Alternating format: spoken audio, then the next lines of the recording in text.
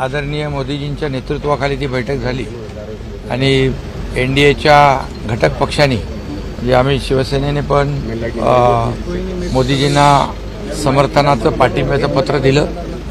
खरं म्हणजे हा ऐतिहासिक आजचा दिवस आहे। आमची तसं बघायला गेलं तर शिवसेना आणि म्हणजे बाळासाहेबांच्या विचारांची शिवसेना आणि भारतीय जनता पक्ष ही वैचारिक जी काही आमची युती गेल्या अनेक वर्षाची आहे आणि त्यामुळे एक समान विचारधारा असलेले दोन्ही पक्ष आहेत। त्यामुळे एक आनंदही आहे की सलग तिसऱ्यांदा आदरणीय मोदीजी या देशाचे प्रधानमंत्री होत आहेत आणि 10 वर्षामध्ये त्यांनी जे विकासाचं काम केलं, देशाला एक प्रगतीकडे नेण्याचं काम केलं, आता येणारे 5 वर्ष जे आहेत या 5 वर्षामध्ये देखील देशाला एक वेगळ्या उंचीवर नेण्याचं काम किंवा देशाला आर्थिक महासत्ता बनवण्याचं काम मोदीजी नक्की करतील।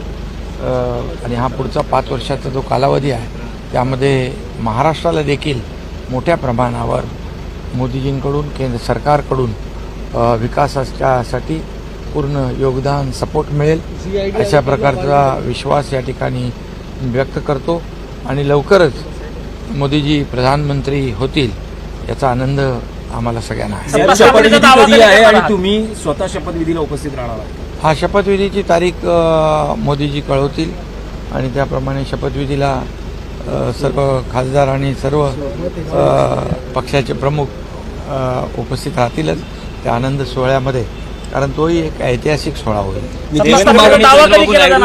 समर्थनाचं पत्र दिलं, हा त्यांनी पत्र दिलं, शिवसेनेने पत्र दिलं, सर्व घटक पक्षांनी आज पाठिंबा दिला आणि सगळ्यांनी सह्या देखील केल्या। त्यामुळे सर्व NDAच्या घटक पक्षांना देखील त्यांनी देखील आपली ती पाठिंबा आणि मोदीजींना शुभेच्छा दिल्या त्या बैठकीमध्ये। हे अतिशय चांगली बैठक खेळीमेळीच्या वातावरणामध्ये झाली। चर्चा झाली आहे, बोलणं झालं, त्यांना आम्ही सांगितलं की आपण एक टीम म्हणून काम करतो, त्यामुळे एका निवडणुकीमध्ये कमी जास्त यश अपयश मिळालं याचा अर्थ आपण ही सगळ्यांची सामूहिक जबाबदारी आहे। त्यामुळे पराभवाने खचून जाणारे कार्यकर्ते आम्ही नाही।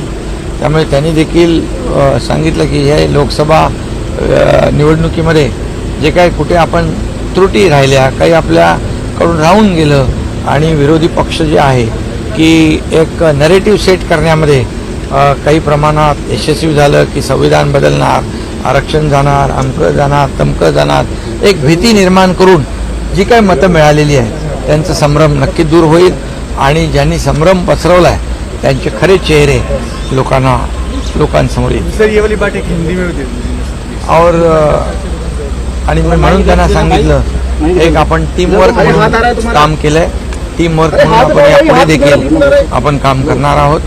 त्यामुळे और आज एक बहुत ही ऐतिहासिक महत्वपूर्ण बैठक आदरणीय प्रधानमंत्री मोदी जी के नेतृत्व में NDA की हुई है और प्रधानमंत्री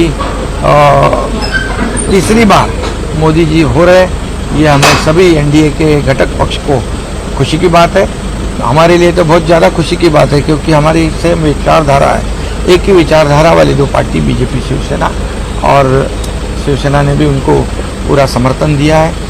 और निश्चित रूप से 10 साल तो विकास के काम हुए, इस बलबूते पे लोगों ने फिर एक बार NDA को मेजॉरिटी दी हुई है।